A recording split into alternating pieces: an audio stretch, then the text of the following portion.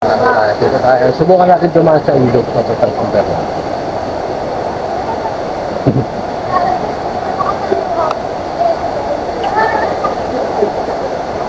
Yan, pagdating dito, sa lugar na to, medyo wala ng tao.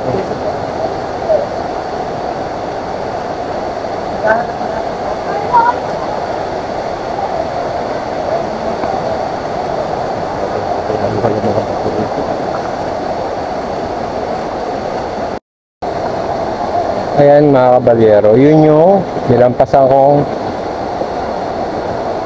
tubig ng Ama. Ito, papunta naman itong ilog na to doon sa tinatawag nilang San Bernardo. Yan, dito wala na masyadong tao guys. Kasi popular na popular talaga ang lugar na Santa Lucia River. Lalo na yung tinatawag nilang Buhok ng Ina, yung kaninang dinaanan ko doon. At saka yun, yung waterfalls na tinatawag na Tubig ng Ama. Ngayon dito sa San Bernardo ay bihira lang ang pumupunta. Susubukan nating puntahan yung papuntang San Bernardo. Yan, kaya lang medyo madulas yung bato rito guys ha. Mag-ingat kayo kung matatry nyo rin na pumunta sa San Bernardo. Tingin ko hindi kakayanin papuntang San Bernardo guys.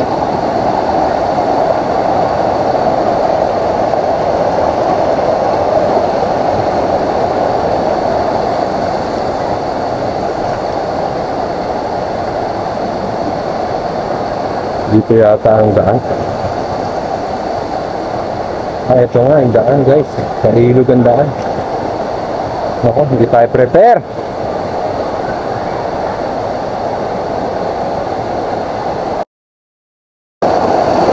Yan guys, subukan natin pumunta sa San Bernardo. Sana kayanin. Walang tao dito guys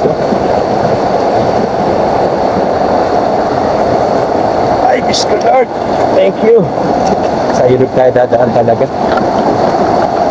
Nagsabi na rin sa akin dito na sa ilog dumadaan. Kaya ito na Lord, guide me.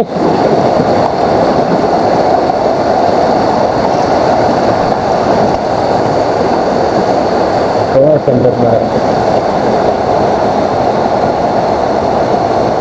Ganda guys oh. Walang kupas.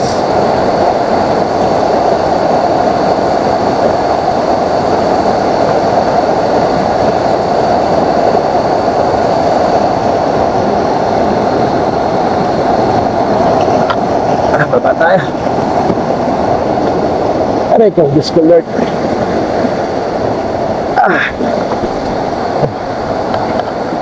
Ayan, ito ang daan.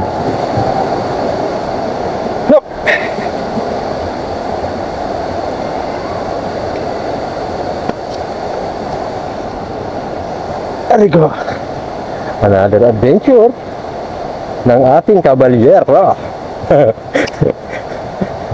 Ito nakaka-excite dito guys pag nandito ka sa bundok talagang sasaliksik mo kung ano bang meron sa bundok na to. Ang mystical mountain of the south, ang bundok Banahaw. Yan subukan natin, hanap pa tayong daan kung sakali, kung saan meron.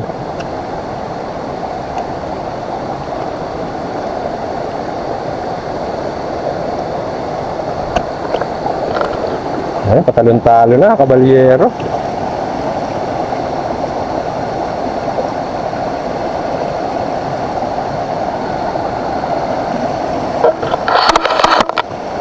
Ganda oh.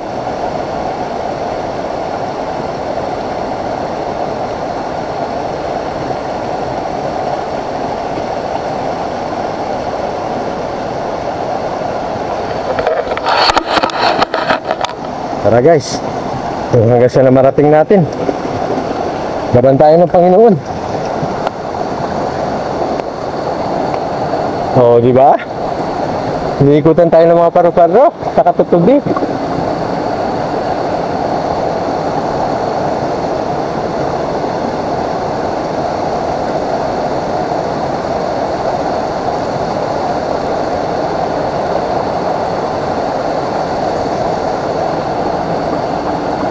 Baba tayo guys.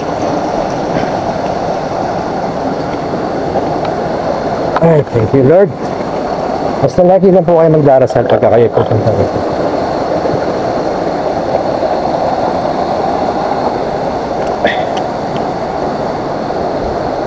Kaya lang guys, tulad ng aking sinabi, ayun na nga. Pag maraming tao, maraming kalat. Ayun. Diba guys? Tulad niya mga lagay ng mineral water na yan, hindi naman niya natutunaw eh. Sinasayang nila ang ganda ng kalikasan. Diyan medyo nakakaasar pagka mga tao ay hindi marunong. Ayan, ito yung tinatawag na isa pang waterfalls. Ang ganda naman.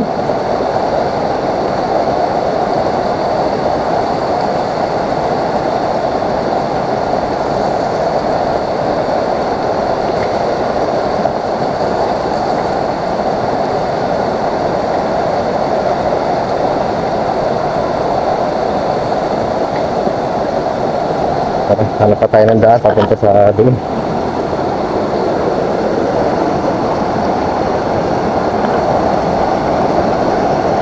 Tingnan mo naman yung halaman, eh.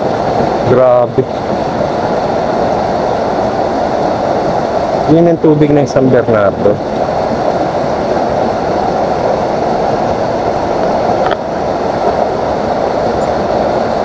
Yan ang San Bernardo. Nakarating na pala kami. Natin.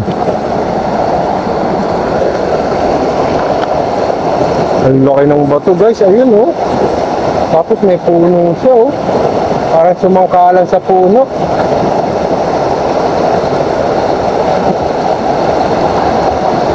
Ay Diyos ko, Lord, thank you.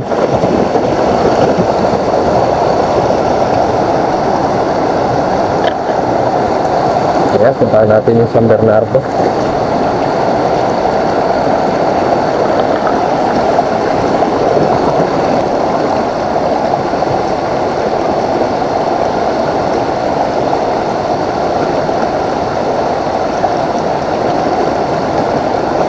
Ito na, nandito na tayo sa San Bernardo.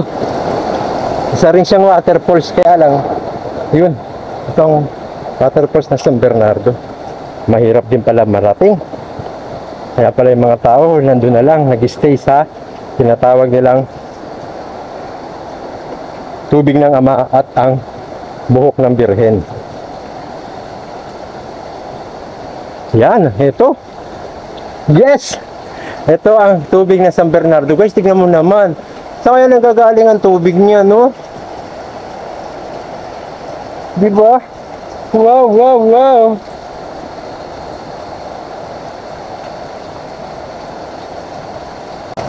Ayun tayong tubig dito sa San Bernardo.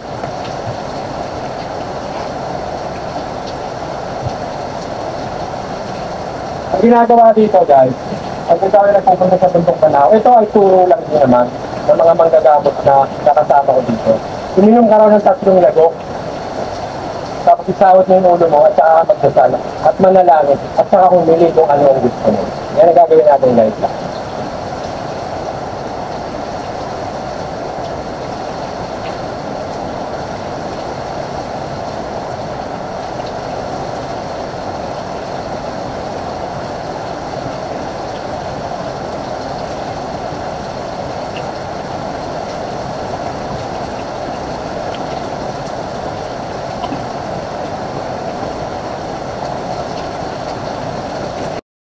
Hello mga kabalyero! Ito na ang inyong lingkod. Nandito na ako sa Santa Lucia River. Yan! Ang ganda! Kakaiba! Wow, wow, wow!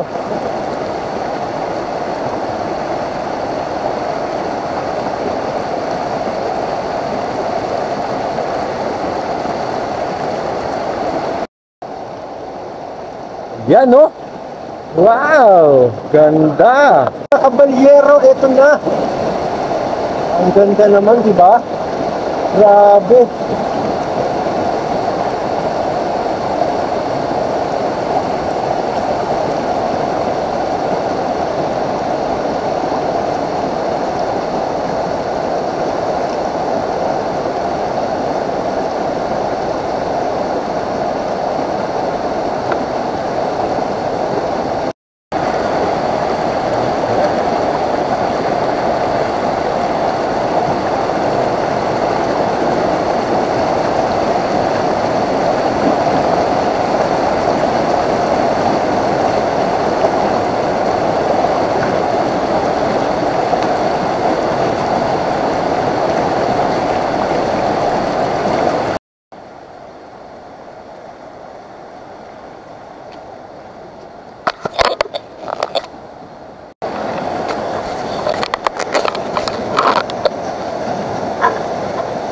Makita nyo guys, oh, dumadaan ako sa ilog.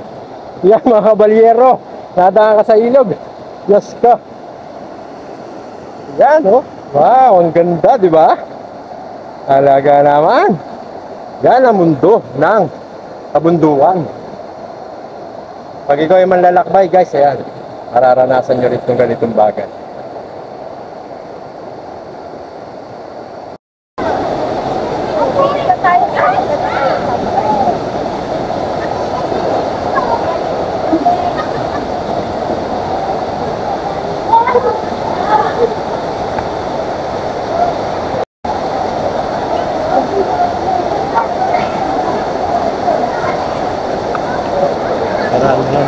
At ito nga mga kabalyero, ganyan ang mga ginagawa ng namamanata sa Bundok Banahaw.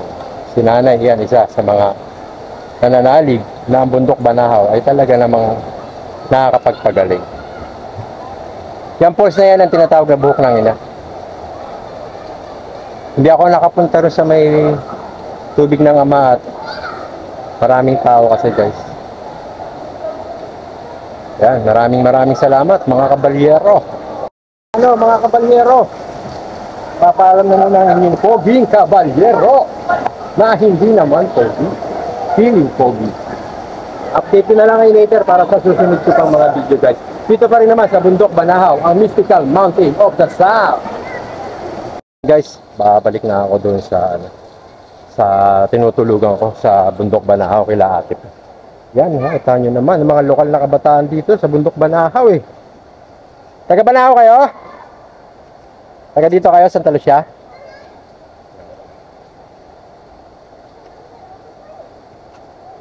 Yan, oh, yun oh, pupogi oh, talaga naman oh, ah. Talaga, ta. Hi muna, hi. Poging kabalyero sabihin. Poging kabalyero.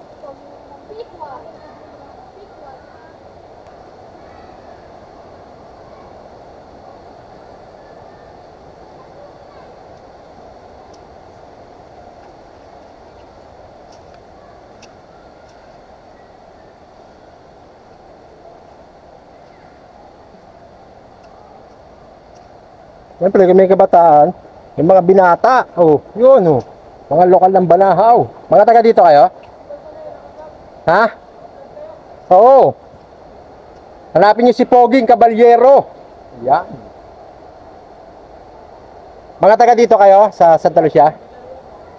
Ah, dumayo lang din kayo dito. Poging Kabalyero. Oh. Sa Facebook, tsaka sa YouTube makapanood nyo. Ha? Ano na? Wala akong dalang sticker eh, kasi dito, ang pani ko dito, spiritual. Kaya hindi ako ang dami kong nakikita naka-sticker eh. No? Hindi ako naglalagay ng sticker talaga eh. Sa baba, pwede. Sa susunod, magkikita pa naman tayo eh. Add nyo ako. Makikita nyo doon, Poging Kabalyero. Pinani ko yung itaas na ito. Pinani ko yung taas ng Bundok Banahaw.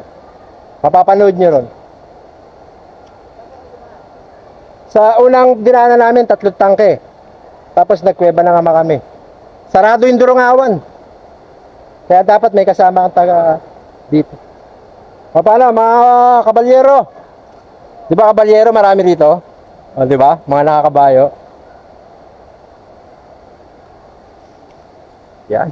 Tayo medyo napalaban ng kwentuhan sa mga binata.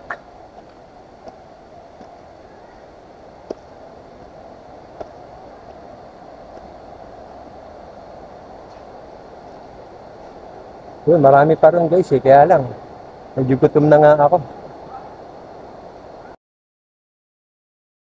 Hello mga kabalyero, nandito na ako ulit sa hagdanan. Papalik na ako ulit doon sa taas ng Santa Lucia. Ito tinatawag na parang. O paano mga kabalyero? Papalik muna ako ha. Nakikita nyo naman guys, matarik na matarik talaga.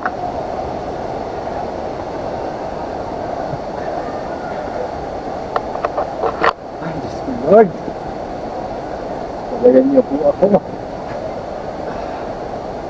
Diyos ko Lord. Kalian. 300, 265 steps, guys. Is Lord. Yan! Oh, nakakailan na ako. Hindi ko na nabilis mo, guys. Pagod na rin kasi.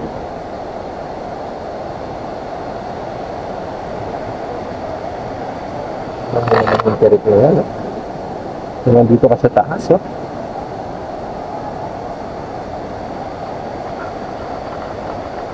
O paano, mga kabalyero, kabalyera, mga idol?